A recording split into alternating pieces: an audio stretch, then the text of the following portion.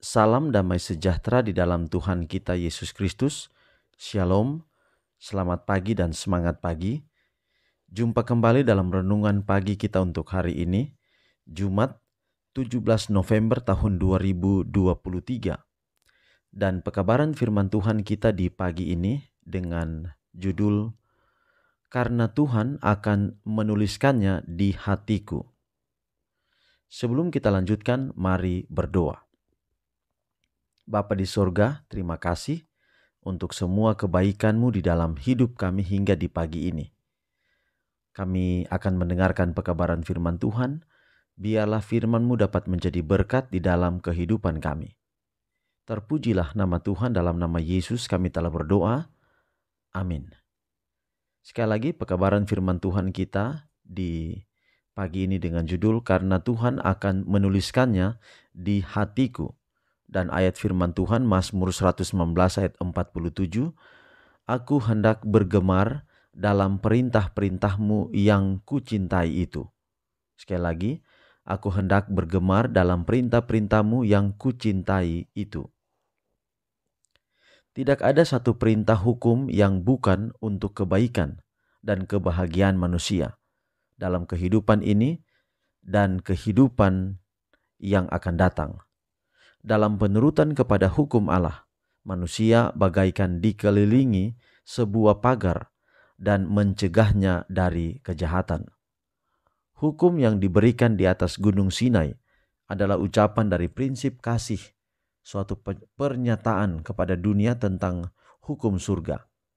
Hukum itu ditabiskan di dalam tangan seorang perantara, diucapkan olehnya lewat kuasa siapa hati manusia dapat disesuaikan dengan prinsip-prinsipnya. Allah telah menyatakan maksud hukum itu ketika Dia menyatakan kepada Israel, haruslah kamu menjadi orang-orang kudus bagiku. Janji perjanjian baru itu ialah, aku akan menaruh hukumku di dalam hatiku, di dalam hati mereka, dan menuliskannya dalam akal budi mereka. Ibrani 10 ayat 16. Sementara sistem lambang nubuatan yang menunjuk kepada Kristus sebagai anak domba Allah yang harus menghapus dosa dunia harus dihentikan dengan kematiannya. Prinsip-prinsip kebenaran yang diwujudkan dalam 10 hukum adalah tetap bagaikan tahta yang kekal. Tidak satu perintah pun yang telah dibatalkan. Tidak satu iota atau satu titik pun yang diubah. Prinsip-prinsip yang diberitahukan kepada manusia di Firdaus sebagai hukum besar kehidupan akan tetap tidak berubah di Firdaus yang dipulihkan itu. Apabila Eden berbunga kembali di dunia, hukum kasih Allah dituruti oleh seluruh manusia yang di bawah matahari. Jadi saudaraku, ini merupakan pekabaran yang tegas kepada kita pagi ini, bahwa hukum Tuhan tidak mungkin dirubah. Ada yang berkata bahwa karena Yesus telah mati, maka hukum telah dipalangkan. Nah, ini adalah pernyataan prinsip yang salah. Bahwa Yesus tidak pernah membatalkan hukum ketika Dia mati di kayu salib. Walaupun ada ayat yang berkata bahwa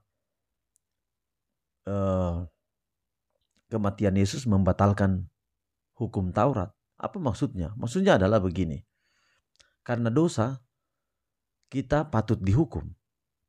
Nah, bagaimana kita tahu bahwa kita berdosa? Hukum menyatakannya.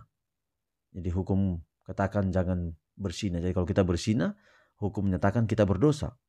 Kalau kita mencuri, hukum katakan jangan mencuri. Jadi kalau kita mencuri, hukum menyatakan bahwa kita mencuri, kita berdosa.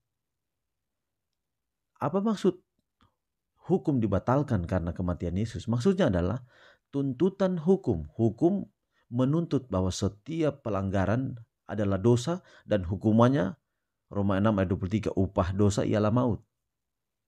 Tetapi Yesus membatalkan bukan hukum yang dibatalkan, tetapi penghukuman. Jadi saya dan saudara harusnya mati karena dosa, mati kekal dalam konteks ini.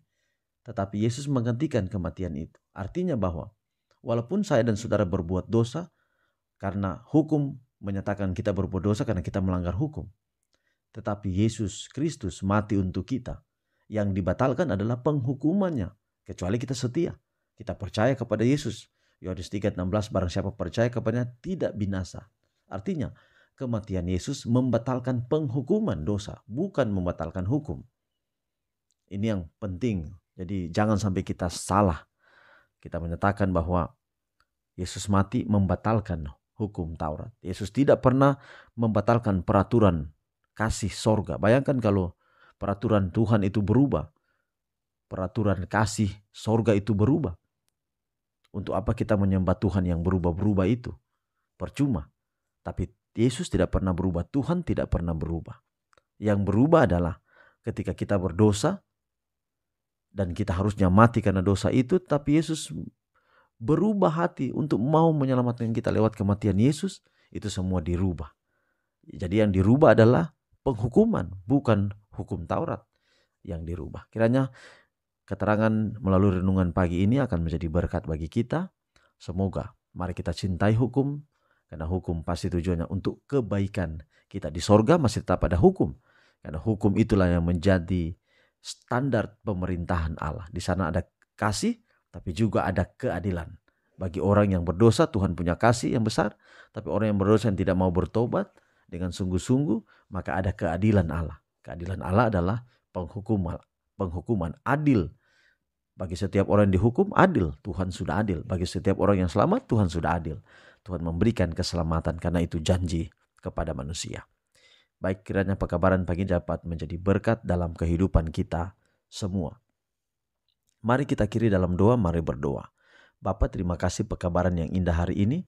Biarlah dapat menjadi berkat dalam kehidupan kami. Berkati kami sepanjang hari ini di setiap aktivitas kami. Kiranya kami tidak sendiri tapi selalu dengan Tuhan. Inilah menjadi doa kami. Terpujilah nama Tuhan, dalam nama Yesus kami berdoa. Amin. Saudaraku yang kekasih, demikian pekabaran pagi ini. Sampai jumpa besok. Tuhan berkati kita semua. Shalom.